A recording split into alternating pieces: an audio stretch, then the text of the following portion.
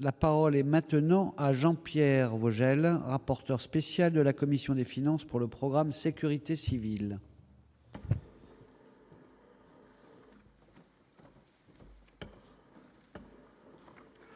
Monsieur le Président, Monsieur le Ministre, mes chers collègues, les crédits du programme Sécurité civile, qui ne représentent que 54% des dépenses de l'État en crédits de paiement consacrés à la sécurité civile au sens large, connaissent cette année une hausse importante.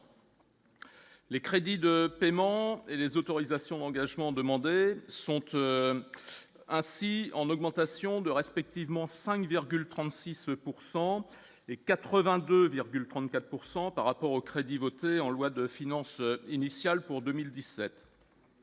Cette hausse importante s'explique toutefois par les autorisations d'engagement affectées au renouvellement de la flotte d'avions Tracker, qui représente en 2018 404,1 millions d'euros en autorisations d'engagement et 61,4 millions d'euros en crédits de paiement. Si on neutralise l'impact de l'acquisition des avions dans les budgets 2017 et 2018, le budget hors titre 2 du programme Sécurité civile est stable en AE, plus 0,3%, et en baisse en crédit de paiement, moins 5%. Le renouvellement de la flotte de Tracker était devenu indispensable en raison de son vieillissement qui avait atteint 60 ans et de l'atteinte prochaine du potentiel de vol maximal fixé à 25 000 heures. À cet effet, le marché d'acquisition d'un avion multirôle s'inscrivant dans le contexte du retrait des services des avions Tracker avait été lancé dès 2016. Le ministre de l'Intérieur a confirmé en juillet 2017 que ces derniers seraient remplacés par 6 bombardiers d'eau multirôles de type Dash 8, sans que ce choix ne soit formalisé juridiquement.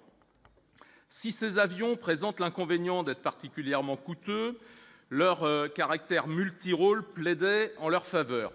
Les Dash 8 ont en effet pour principal avantage de pouvoir être convertis en avions de transport, ce qui n'était pas le cas des Trackers.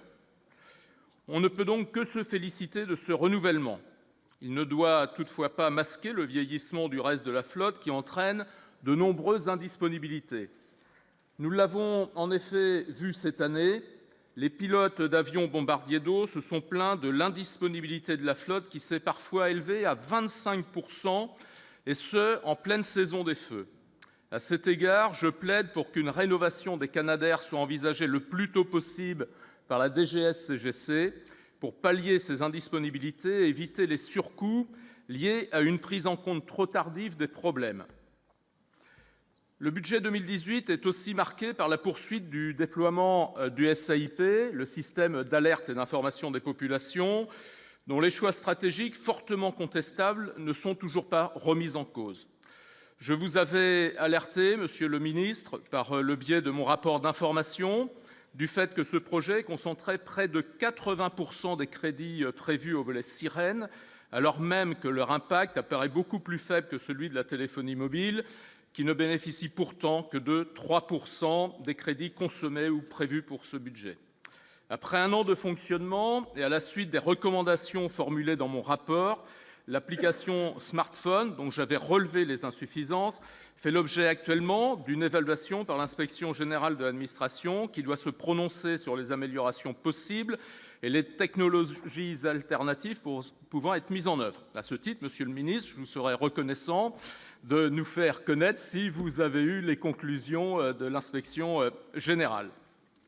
Parce que, naturellement, cette évaluation est la bienvenue, mais il me semble nécessaire de procéder à une réorientation stratégique plus large de ce projet avant que l'affectation des crédits de la phase 2 qui débute en 2020 ne soit effectuée.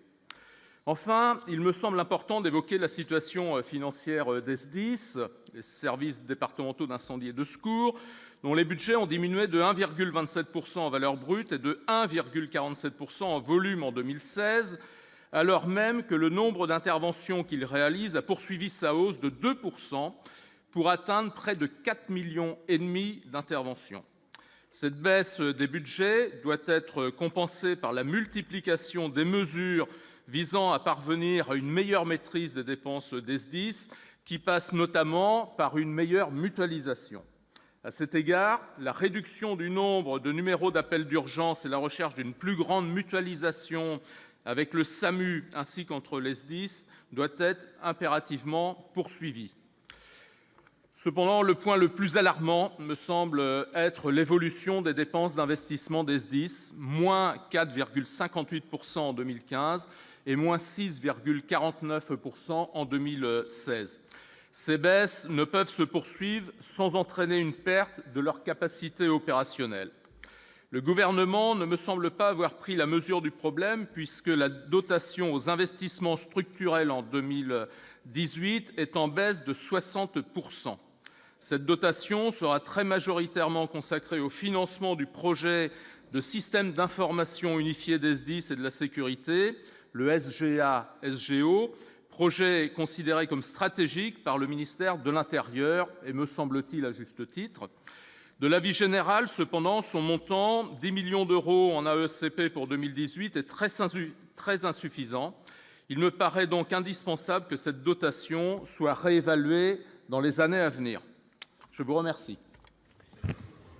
Merci. Maintenant, la parole est à Monsieur Philippe Paul, rapporteur.